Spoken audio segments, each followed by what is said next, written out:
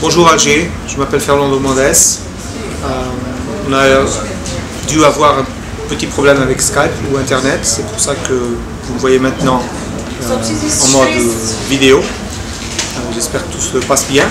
Alors je m'appelle Fernando Mendes, je suis à Lisbonne, on est au Portugal ici. On est très proches. Je vais vous parler un petit peu de mon expérience, de comment est né Cowork Lisboa, c'est l'endroit où on est maintenant. Vous allez voir ici autour qu'il y a des gens qui passent, il y a beaucoup de gens qui travaillent ici pendant toute la semaine, tous les jours. On a un slogan, je vais commencer par vous expliquer ce que c'est ce slogan.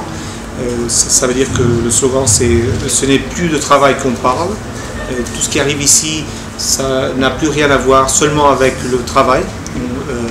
L'espace où on est, bien sûr, il y a des tables, il y a des chaises, les personnes sont assises et elles travaillent, mais elles font beaucoup plus que ça.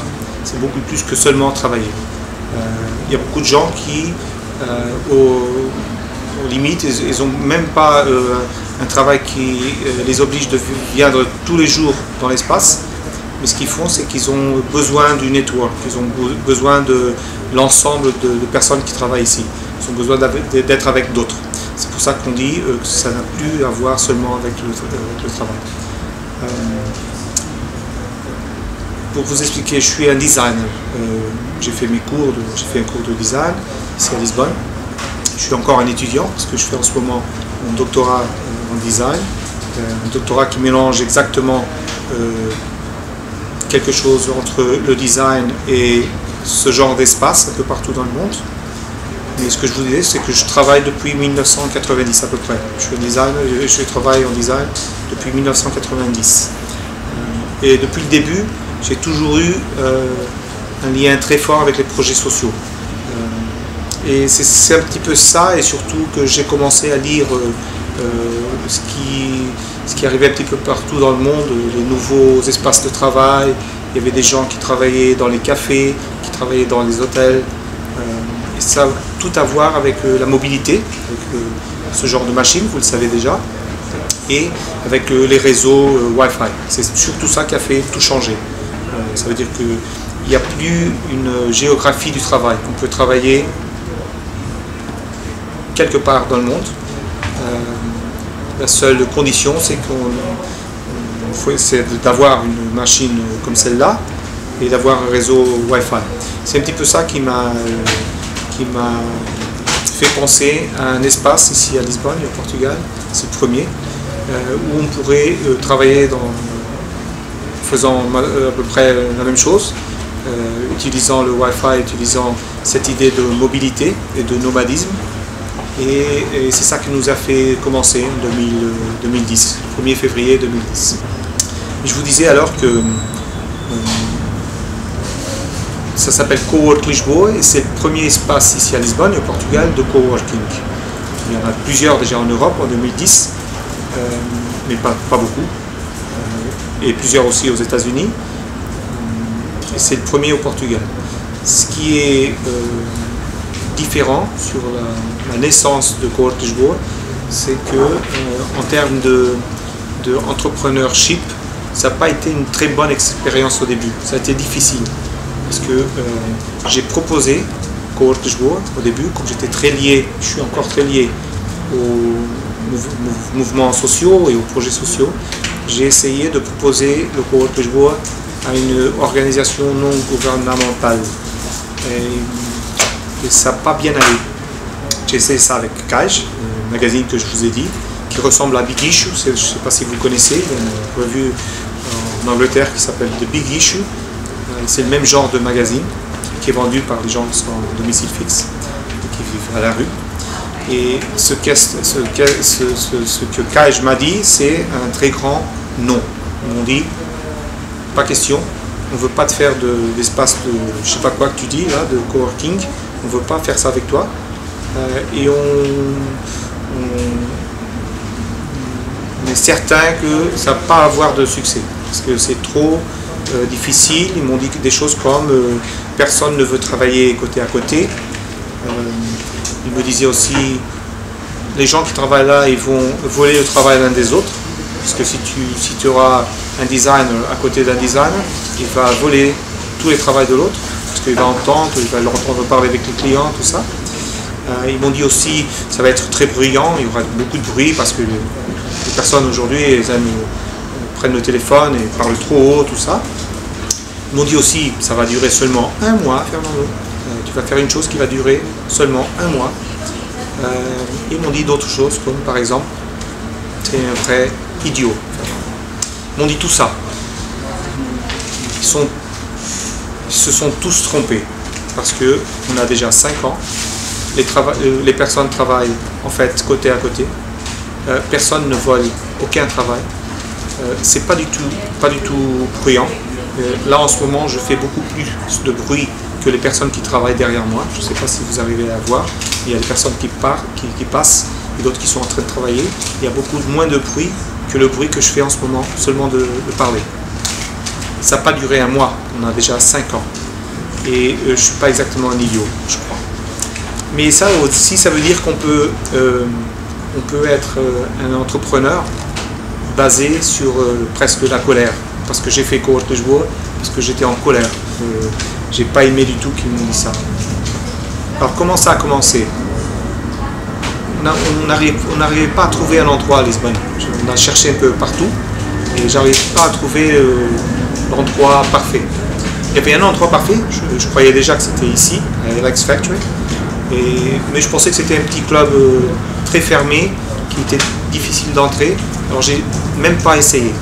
Mais il y a un ami dans tout ce mouvement m'a dit mais Lisboa, il y a seulement un endroit à Lisbonne où ça devrait arriver et c'est exactement Alex Factory.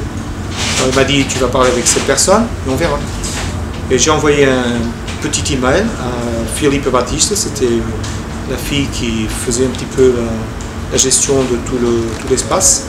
Et ce qui était très difficile, et qui était très difficile pour l'autre ONG à qui j'ai fait la proposition, ça a été très facile avec l'Architecte. Ils m'ont dit oui, et ils m'ont dit oui le même jour. Ça nous a permis de commencer avec un groupe de personnes très engagées, et bien depuis le début, ce qui a été très bien. Parce qu'avec 20 personnes, depuis le premier jour, c'est plus facile de développer une communauté. C'est beaucoup plus difficile si on commence avec une personne, 2 personnes, 3 personnes. Parce que ça prend trop longtemps. Ça prend 1 semaine, 2 semaines, 4 semaines. Et c'est beaucoup de temps qu'on passe seulement avec 2-3 personnes. C'est pas assez. On a besoin, tous les espaces de coworking doivent commencer avec un espace qui permet d'avoir 20-30 personnes. Moins que ça, c'est très difficile à réussir une communauté très vive.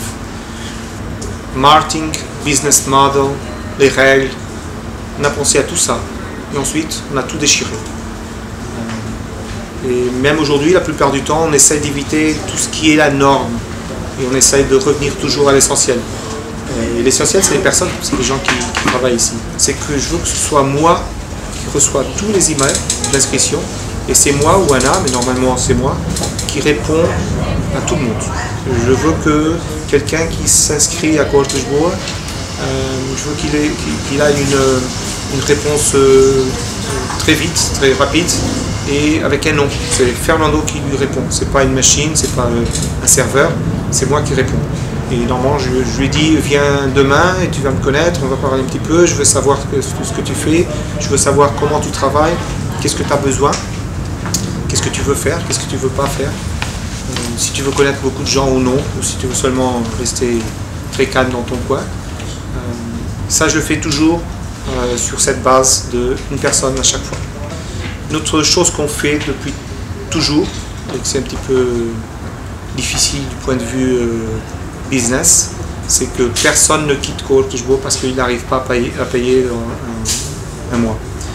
On essaye toujours de comprendre pourquoi. Des fois, ce qu'on fait, c'est que si on comprend que quelqu'un a une difficulté pour payer dans un mois, on lui dit reste encore un mois et on verra. Parce que pendant ce mois-ci, je vais t'aider, peut-être que tu vas trouver des nouveaux clients ou un nouveau travail, ou quelque chose comme ça. On essaye de ne pas être automatique. On ne veut pas de solution automatique et qui ne soit pas de base humaine. Depuis 2010, on a plus de 450 personnes qui sont passées par là, qui ont travaillé ici. Et une bonne partie de ces 400, je dirais qu'il y a encore 20, à peu près 20 personnes qui sont là depuis 5 ans. En 2010, on a été le premier espace de coworking dans ce genre, avec cette dimension. Mais maintenant, il y a plus de 30 espaces de coworking ici à Lisbonne. On a aussi un café qui fonctionne un petit peu comme notre Network Square. C'est où tout le monde se rencontre, où tout le monde fait des petites réunions, fait des sessions de brainstorming, tout ça. Et depuis le début, ce square-là, ce petit café qu'on a au fond de cet espace, là, au fond du couloir ici à gauche, on essaie de provoquer le maximum d'événements. Alors on a eu tout le genre d'événements ici. Et c'est surtout ça qu'on fait.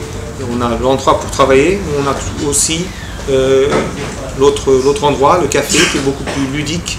Et on fait beaucoup d'événements, surtout liés à l'écosystème d'entrepreneurship. On a eu des Better Talk, des Startup Weekend, Startup Pirates, des Tech Meetup. On a des réunions de Photobook Club Lisbonne. On a toutes sortes d'événements, tous les mois, tous les jours, plusieurs choses.